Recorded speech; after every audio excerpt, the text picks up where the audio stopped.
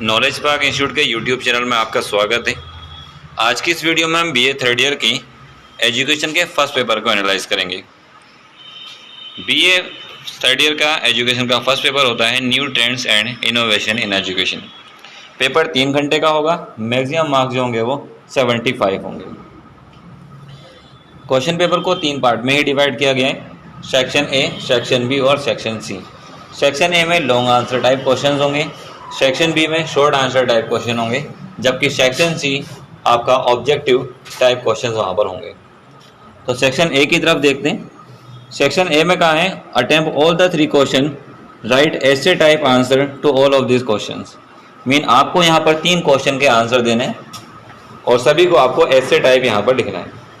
पहला क्वेश्चन यहाँ पे दिया हुआ है, what is the meaning of innovation.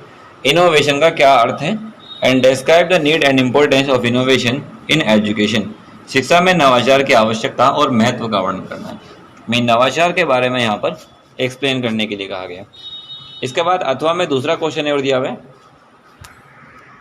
इसके बाद अथवा में दूसरा क्वेश्चन दिया हुआ है, what do you mean by information communication technology, right the importance of ICT in education. Mean सूचना प्रेषण तकनीकी से किसे कहते हैं और शिक्षा में सूचना संप्रेषण तकनीकी का क्या महत्व है। इन दोनों में से आपको कोई एक क्वेश्चन करना है। या तो अब ये ऊपर नवाचार वाला कर लेंगे या फिर इसके नीचे सूचना संप्रेषण तकनीकी जिसको आईसीटी कहा जाता है, इसके बारे में आप लिख सकते हैं। क्वेश्चन नंबर 2 की तरफ देखें तो क्वेश्चन नंबर 2 में कहा है, what is the need of open university. Open university की क्या आवश्यकता है, मीन खुला विश्वविद्यालय की क्या आवश्यकता है। Write down the working of an open university, इसकी कार्यविधि का वर्णन करना है। मीन जो खुला विश्वविद्यालय इसकी क्या आवश्यकता है और इसकी कार्यविधि का आपको यहाँ पर वर्णन करना है। जो खुला विश्वविद्यालय जैसे कि इग्नू है, Indira Gandhi national open university, तो आप उससे रिलेटेड भी लिख सकते हैं।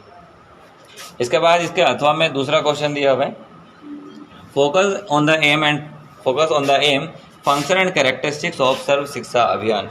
सर्व शिक्षा अभियान के उद्देश्य, कार्य और विशेषताओं का प्रकाश डालना है। मैंने आपको बताना है कि सर्व शिक्षा अभियान जो था उसके क्या उद्देश्य थे, उसके क्या कार्य थे और उसमें क्या क्या विशेषताएं रखी गई थी, उसके बारे में आपको यहाँ पर बताना है। तो दोनों क्वेश्चन में से एक क्वेश्चन करना है आपको, चाहे तो आप खुला विश्वविद्यालय के बारे में लिखें या फिर सर्व शिक्षा अभियान के बारे में लिखें। इसके बाद क्वेश्चन नंबर 3 की तरफ देखते हैं। तो क्वेश्चन नंबर 3 यहाँ पर दिया हुआ है, right an essay on Navodaya Vidyalaya संगठन। नवोदय विद्यालय संगठन पर एक निबंध लिखना है। मीन नवोदय विद्यालय जो होते हैं आपको उसके बारे में यहाँ पर एक्सप्लेन करना है। अथवा में एक और क्वेश्चन यहाँ पर दिया हुआ है, what do you mean by privatisation and mention the merits and demerits of privatisation in education. Mean निजीकरण क्या है, इसका क्या अर्थ है और शिक्षा में निजीकरण के लाभ और हानि का यहाँ पर वर्णन करना है। शिक्षा में निजीकरण का क्या अभिप्राय है और शिक्षा में निजीकरण से होने वाली जो हानियाँ हैं और जो लाभ है आपको उसके बारे में यहाँ पर बताना है। तो इस तरीके से यहाँ पर 3 लॉन्ग क्वेश्चन दिए हुए हैं, सभी के अथवा में एक क्वेश्चन दिया हुआ है। आपको अथवा में से एक करना होगा। मीन आपको टोटल यहाँ पर 3 क्वेश्चन यहाँ पर करने हैं आपको। इसके बाद सेक्शन बी की तरफ देखें। Section B short answer type question है। एक क्वेश्चन जो है वो 4 नंबर का होगा। यहाँ पर क्वेश्चन में कहा है attempt any 5 question in 100 words.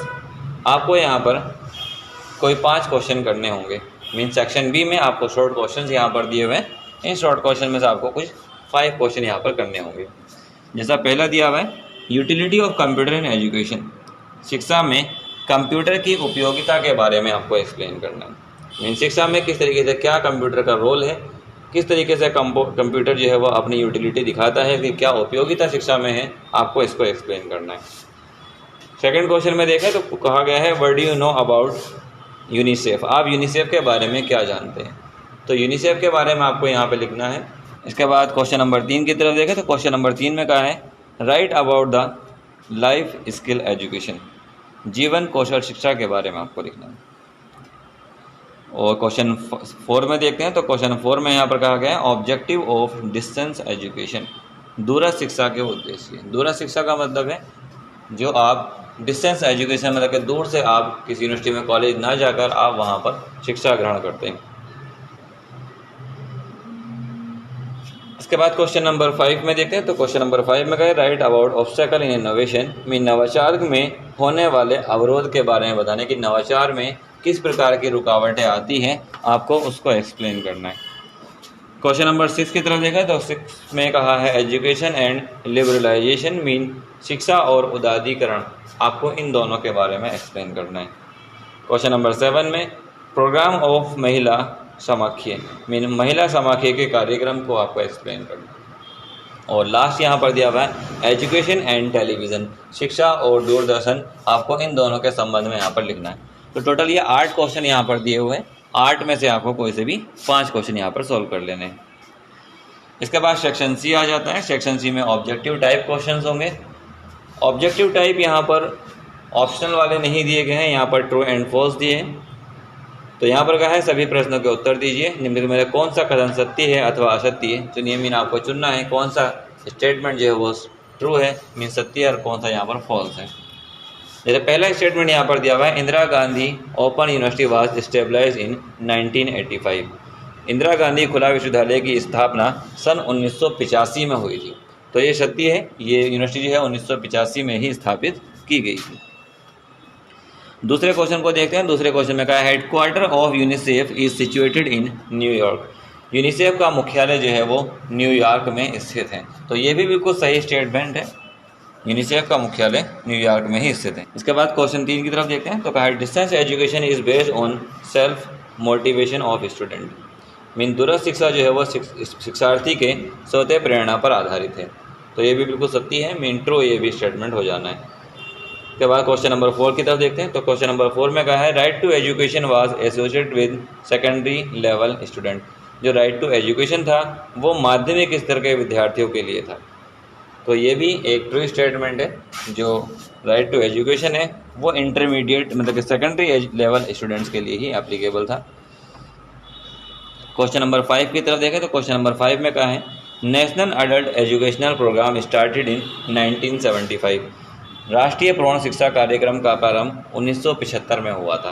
तो ये फॉल्स है, ये असत्य है, क्योंकि इसका जो आरंभ हुआ था वो 1978 में हुआ था, 1978 में ये स्टार्ट हुआ था। इसके बाद क्वेश्चन नंबर 6 की तरफ देखें। तो क्वेश्चन नंबर 6 में कहा है इनोवेशन ब्रिंग्स न्यू चेंजेस। नवाचार नवीनता लाने वाला परिवर्तन है। तो स्टेटमेंट सही है, सत्य वचन है। क्वेश्चन नंबर 7 की तरफ देखते हैं। 7 में कहा है television in formal agency of education. Television क्या है, फॉर्मल एजेंसी है, मीन दूरदर्शन शिक्षा का एक औपचारिक साधन है। तो ये भी एक सत्य है, मीन ट्रू स्टेटमेंट हो जाना है।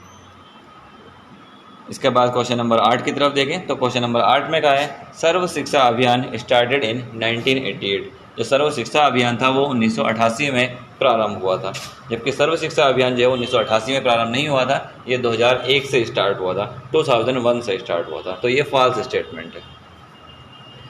क्वेश्चन नंबर 9 में देखते हैं। तो क्वेश्चन नंबर 9 में कहा है educational radio is a printed medium. Educational radio जो है वो एक प्रिंटेड मीडियम है, मीन शैक्षिक रेडियो मुद्रित साधन है। तो ये प्रिंटेड मीडियम नहीं होता रेडियो, ये असत्य है, फॉल्स स्टेटमेंट हो जाना है।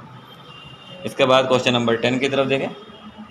तो क्वेश्चन 10 में कहा है Navodaya Vidyalaya are residential, mean Navodaya Vidyalaya आवासीय होते हैं। तो नवोदय विद्यालय आवासीय ही होते हैं, सत्य है, ट्रू स्टेटमेंट हो जाता है।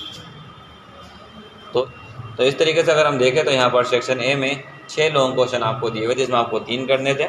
शॉर्ट में देखा जाए तो आपको यहाँ पर 8 शॉर्ट दिए हुए थे, 8 में से आपको 5 करने थे और 10 यहाँ पर आपको ट्रू एंड फॉल्स यहाँ पर क्वेश्चन पेपर में दिए हुए हैं। अच्छे से तैयारी कीजिए। Best of luck.